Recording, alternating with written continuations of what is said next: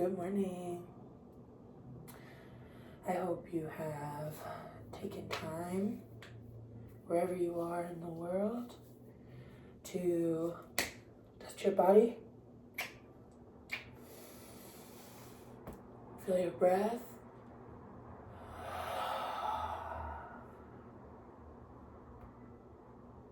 spend time with your highs, your lows, your brain, your heart, your spirit, your desires, your fears.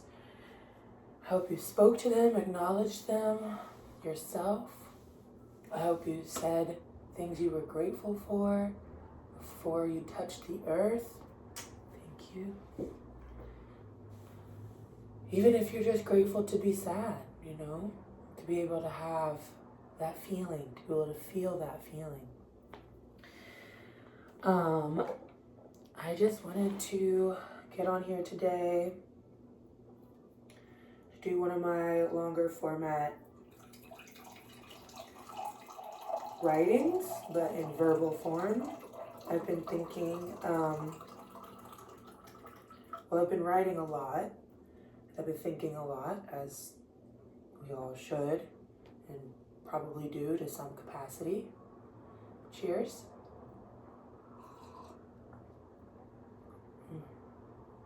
Got some raw ginger root in here, raw turmeric root, and then a chai rubios, I think is how you pronounce it, tea bag.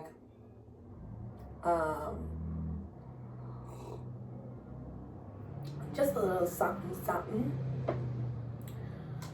And I got my smoothie in the old pasta jar. The smoothie would be like $20 if it was sold at a store. But I pretty much steal all my ingredients, unless it's from root, seeds, and oils, where I get like my sea moss and stuff. If it came from Kroger or Publix or Walmart or whatever, I stole it, hands down. And I don't believe that's theft. And this is like the larger point of what I want to talk about today, okay? Exploitation and abundance. There's been a lot. I was like using this framework because my dear friend Richie Rosita from Songs from the Hole, he just did a little like 90-second blip on this dichotomy, this conversation of abundance versus exploitation. But it's going around this like larger, expat phenomenon that we're seeing as like all these liberals and leftists like try and escape fascism.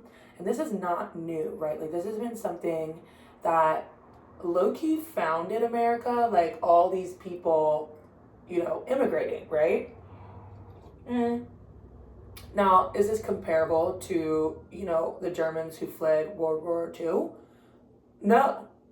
Okay. But we do have to think about it in that context, right? Like, so our bones and our nerves are still feeling this ancestral, like, anxiety and drive to, like, find a better place, this, like, survival mode, right?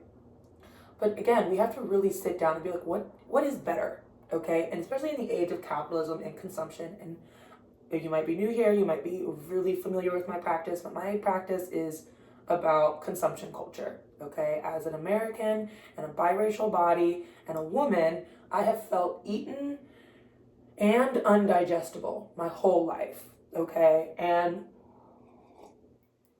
I also struggled for a long time, like literally up until like halfway through 2025 with like this insatiability, right? And it took so many layers and levels of healing and acknowledgement and time. And that's the thing. To be better takes time. Better is not the past. But it also is not a denial or a removing of the past, okay? Because that's just MAGA bullshit. It's idealized, romanticized, but it's not based in anything tangible. And that's why there's all these big buzzwords and loud explosions of like, this is America. God bless. Godspeed. We did a really big, good thing. It's like, there's no details in that. It's also using English, which is a very flattening and deceitful language. It can make you think very simply and very like num num num, instant gratification. That I don't have to critically think. I don't have to feel. I don't have to stop for a second because I can just keep going. Because if you stop, Miss Pac-Man gets eaten by the ghost, or the tail catches up to the snake, or the time runs out and then everything explodes. But no one really cares about everything exploding because I want to go again. I have all the lives in the world. I can go again. You're just a hamster going nowhere, just cracked out, doing nothing, from one crackhead to another. Slow down. Feel the frustration, okay? Because we are driving our shit into the gutter. COVID is literally the consequences of our actions. Global warming is the consequences of our accumulated actions and inaction. We keep being like, it wasn't my fault. I didn't do it. Okay, but if you're black and you hear a white person say that to you, or if you're a woke white person who says like, well, I wasn't, and then you hear another white person talking about, well, I'm not responsible for slavery, you know that is an uneducated and inaccurate sentiment, because we are all responsible for the systems we currently uphold. However, we are not saying you are equal to King Leopold, who slaughtered hundreds of thousands of, actually tens of millions of Congolese. But if we are all on our iPhones, or all have a laptop, or all on our Androids, or have ever rented in a car ever, we have contributed to the death of millions, billions.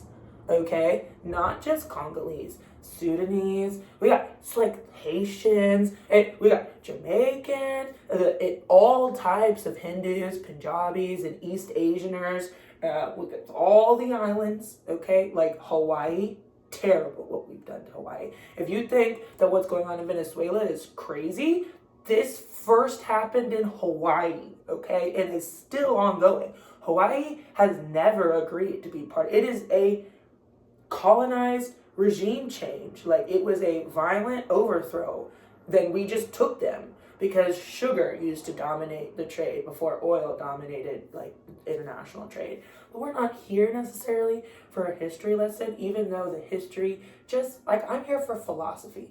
The history just proves the philosophy, okay? And philosophy is a way of living life, okay? It's a way of building morals around like a sense of self and a sense of the world, okay? Like finding a sense of meaning. And religion is like a codified steps and like creating a morality around this like system of living, okay?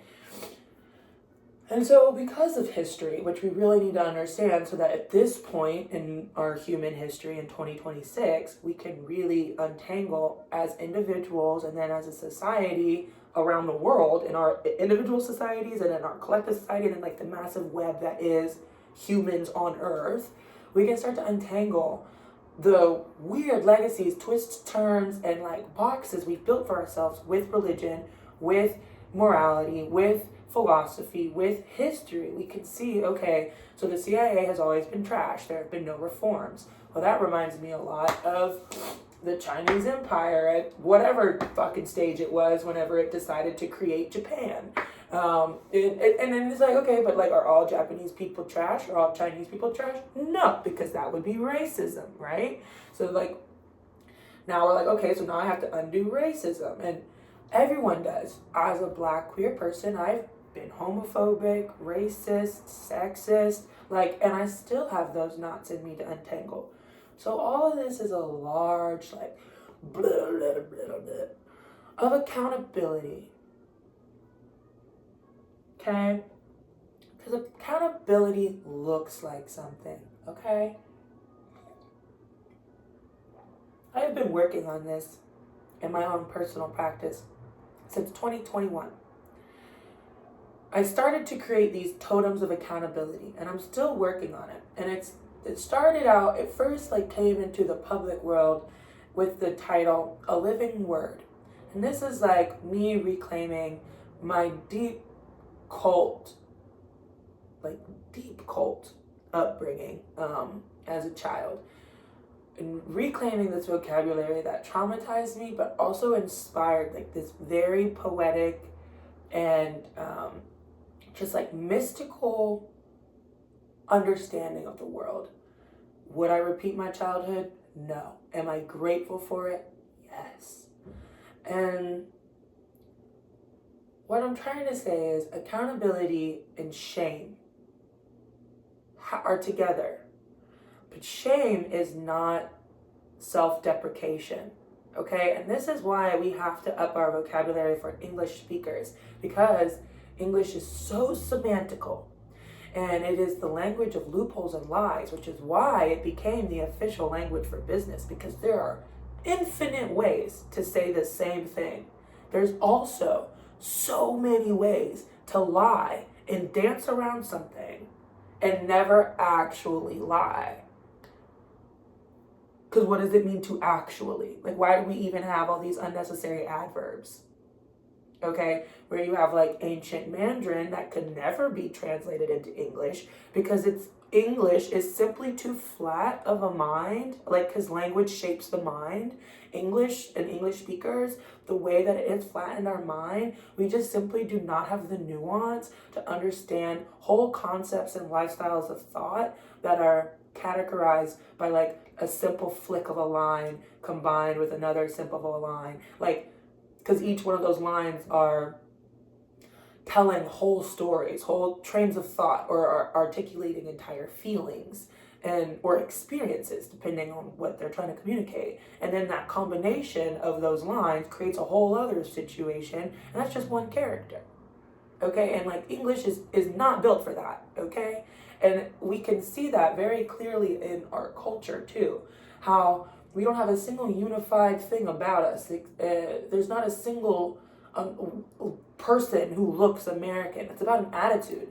In my travels, I've realized America and American is a way of carrying yourself. It's a thought process, and that's mostly what culture is. We have to understand that. Americans, we don't have much culture outside of consumption and entitlement, which is why we can walk in big and arrogant in a lot of places, and also just generally louder, or just generally just don't know shit about the world. I am constantly humbled and like so in awe of my travels with the world because I don't know nothing, and I'm so educated. And these people, everybody knows so much more, like so much more than me, while also knowing like nothing, as well, because we all require each other. I always love to go back to this because like I'm not the type of person who's gonna like sit here and edit my videos or make things like marketable, or like I don't care about my reach, whatever. Like, because if you know 7 people, you know the world. And I have traveled enough to know that. And I have met enough people to know that. And like, that's what they don't want you to do. They being the 1%, they being whoever the fascists they are, they want you to believe that everybody's out to get you. Like, yes, there's real danger in the world, but it's rarely your neighbor. It's usually you and your mentality around like this illusion of separation, whether you're separate from the natural world, what happens to fish doesn't really matter to me, what happens to, Illinois doesn't matter to me, I don't really give a shit if Flint, Michigan still doesn't have water, I don't care what's happened to the Sudanese people, I'm just trying to feed my kids. It's like, right, that's super valid, super fair, especially when you're like living in the trenches, as some of my foster nibblings do. Like, they got crazy stories that y'all be like, man, we just need to save them, and like true facts. And also, you can't ever save anybody from their situation. Again, that's a mentality. Like, these are my foster nibblings, but I'm not out here under the illusion that I can save them, or that I can somehow remove the pain that they've experienced, or that I can somehow rob them of their journey of understanding and processing and alchemizing the horrors that they've gone through. There's no justifying it, there's no excusing it, but you've already experienced it. And so that is something that only you and your body can process. The only thing I can do is be as supportive as I can for myself and the world, because that is all I can do ever. And like, that's what I'm talking about, is accountability, knowing what I can do, and then doing that in spite of, despite, whatever. Because if you don't, then we just have excuses. And if we don't, then we're just passing on blame, and we're just compounding more for future generations. Oh, it's not my problem, I don't have to deal with it. It's not my problem, I have to deal with that. We don't think about legacy because we're consuming. We don't think about, and that's why you're depressed all the time. That's why you don't actually find satisfaction. And that's why you're always going to feel that sort of insatiability. It's because you have to think about longevity. You have to think about 100 years, when you're 100 years after you've already rotted and turned to dust. Like, that might be too existential for y'all, and then, like, that might be where you start. You're like overcome with like, oh my God, I'm gonna die. Start there, because you are going to die, and we have to make space. I'm not even gonna tell you to make peace with that, because I have a whole other different the definition of what peace means. But like, you have to at least make space for the fact that life goes on, the fact that nothing stops. Like, suicide is your right. I believe in that. And also, nothing changes with you gone. Nothing changes actually, gets better because you're not here. In fact, you just added more weight to the world. Now everyone else has to cope with another missing link. We all have to cope with this other dramatic removal of something. It's like, would I be okay if I constantly push? Sure, yeah, P90X or whatever. But eventually your body's gonna be like, ow. And even when your body's like, ow, one day it will feel better. And then another day it'll be like, ow. So it's yes, the cycles, and we get stuck on each thing. And that's where Taoism and Buddhism and Hinduism and Christianity and all these religions and philosophies enter the chat to be like, hey, non-attachment is the only way to really show up for you and yours. We really have to be can't attach to the outcome, but I am dedicated to consistently showing up to loving myself, because that is how I love others, and that is how I understand even deeper, layer by layer, that everything is connected. Even when I die, you're not removed from this realm, bro. Even when you are an infertile monk who has never procreated ever, your DNA existed before. You left a mark on someone somewhere. Even if no one ever remembers your name, your carbon is in the grass. You will not leave this plane. You will not. Even when Earth explodes and becomes a black hole, we are still expanding and creating the universe. Your molecules never leave. Matter cannot be created or destroyed. That is why accountability is the path to peace. It's no, I can't save the world, and yet I am responsible. It's paradox. And we have to have movement, grace, community, and cycles, and time, and aging to really integrate and embody, okay? Things take time. A fruit tree is still a fruit tree even as a seed. But that doesn't mean that I can go to that seed and be like, bitch, where are my apples? That's crazy. You're literally not going to get apples for 10 to 15 years minimum. Okay? But without that, we wouldn't have apple pie. We wouldn't have apple cobbler. We wouldn't have apple cider vinegar. This is what I'm saying. We have to dedicate to what it takes. And we have to be real about what it takes. And we can't be real about what it takes until we're real about where we're at. And us as Americans, we are some escapist, entitled tantrum babies. And that is okay. We do not shame babies when they're having a tantrum. If you are throwing a tantrum because your toddler is throwing a tantrum, you are a deregulated toddler human, which is fine. I'm saying that with grace in my spirit, with peace in my spirit, with love in my spirit, because throwing a tantrum is not the problem, okay? It's how we respond. It's how most people just react, and now everybody's just fine. But just don't think that that is going to calm anything down or like prevent tantrums or like create a supportive environment for when we like are feeling triggered. Like, no. Okay? No. We have to feel our feelings. Yes. If you're having a bad day, so true. Part of life.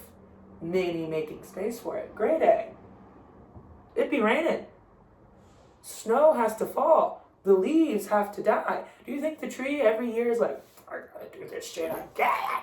What the fuck? I mean, it might be feeling like that. And yet it still is doing the thing. Because without the trees, we can't breathe. Okay? Look, what I'm saying is the work don't stop. So all we can do is make space. Okay? And that's why I said suicide is a choice. It's your right. Because if you want to get off, if you think that's how you can contribute, okay, fine. But I'm also telling you, as someone who has had many friends and family members kill themselves and others and then kill themselves, it didn't get easier for me. Didn't get easier for me. Didn't get easier for my sister. Definitely didn't get easier on my mom. Like, so I don't know. It got easier for them. Maybe. But I don't know what it's like to be a carbon particle in the dirt anymore. Like, I don't know. That might be really difficult. Especially when the earth is being exploited 24/7. Like, that actually might really suck. You actually might have a worse time as a piece of dirt because you have no agency. But I don't know. I won't know until I get there. And that's all I'm trying to say. There's a lot of these understandings of what we're feeling and what we're going through and how we start to quote unquote problem solve. Like, well, I'm just gonna leave. You know what? Fuck this shit. I'm done. Or you know what? Fuck it. I'm gonna have a drink. Or you're like, fuck it. We're gonna die anyway. You that mentality is the problem. That's the mentality that's creating the conditions of use, exploitation, apathy, and victimization. Okay? Because all of those require each other. The abusee and the abuser cannot exist without each other. That's not victim blaming, but it is recognizing the role that you are playing, especially as an adult, especially as someone who has conscious choice, especially as someone who lives in any part of the empire. You have agency, you have choice, you do have power, even if it's just how you're thinking about a thing. And I would present that is the most powerful power. Mind over matter, sure, but that gets really toxic really quick because it's not about gaslighting your body, because you need to listen to your body. Your body knows wisdom long before you do, especially as you start to tap in and detox it. You will be shook at how quickly information lands, and then the consequences is that much more instant. But it's not just gaslighting your body, but it is about recognizing that your inner world and your outer world do reflect each other. I am a person who can really struggle with knowing where the mirror in you ends and where I begin. And because I can see so much, and I have to really come into my body. And that is why movement, specifically dance and meditative external tasks like cleaning and my art practice are really soothing to my brain and grounding. And especially because I was someone at my most dysregulated, I was a manic depressive, BPD, crackhead. And so I really needed to create external reminders and tasks to help me just get out of escape and get out of delusion and denial and get into reality. And I'm not saying, and in that getting in reality, I was able to see that it responds and change and mute, because we all respond and react and are in flow and in flux with each other all the time. And that's accountability. We are all we got. If you know 7 people, you know the world. And love thy neighbor as thyself.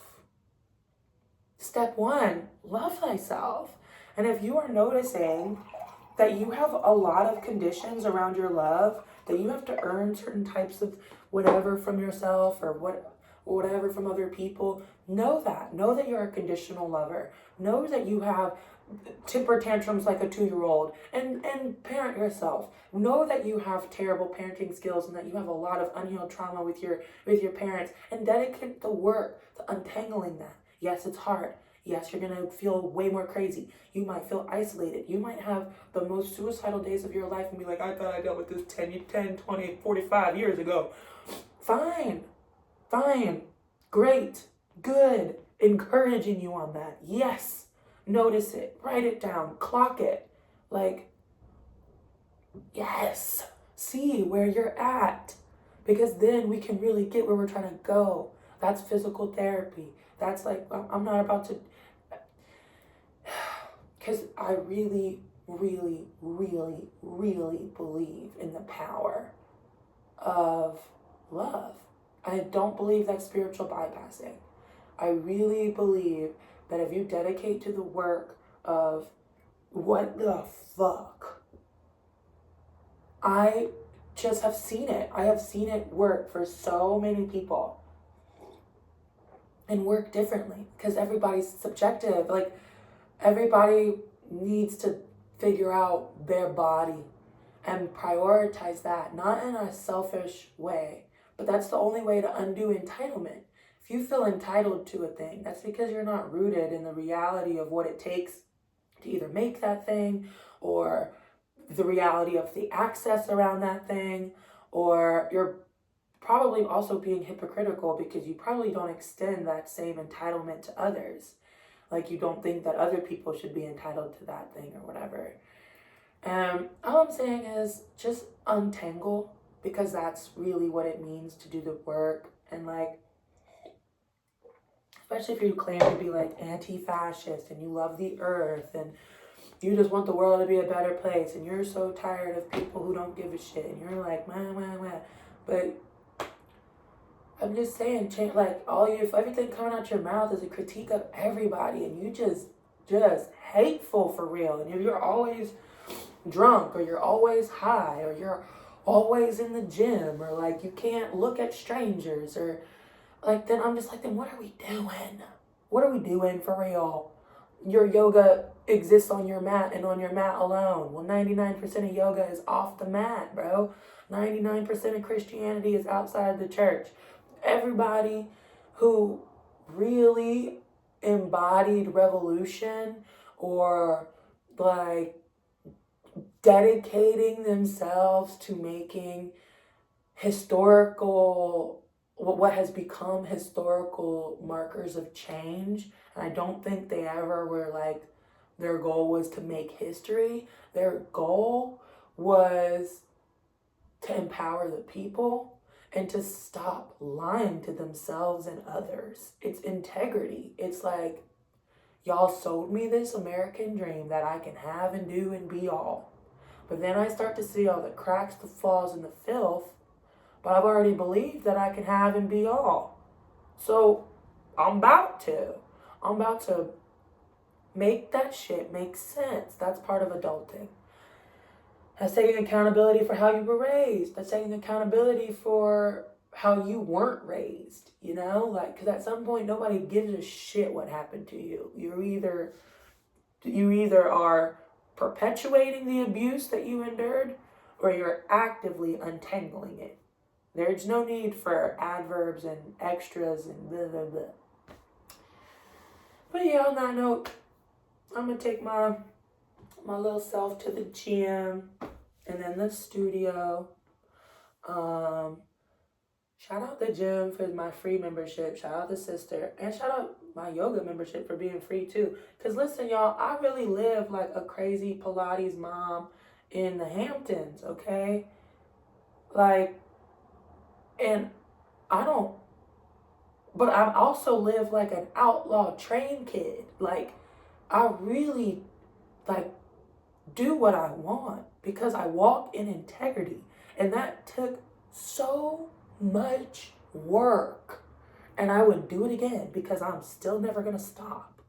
And I just honestly wanted to encourage y'all with a little bit of rambling, and also like hopefully encourage some perspective shifts, because we are about to enter a really, like, 2025 was rough. A lot of people were like, COVID was rough. A lot of people were trying, like, for the first time, facing a lot of, they were having to come face to face with, like, yeah, we're not in the 90s. Like, this is not Wolf of Wall Street. We can't just delusional, like, TV this away, okay? Like, but we're about to enter an even harder era. Like, the States is already in destitution. Like, we have, if y'all have ever gone outside the States, you know, America is poor.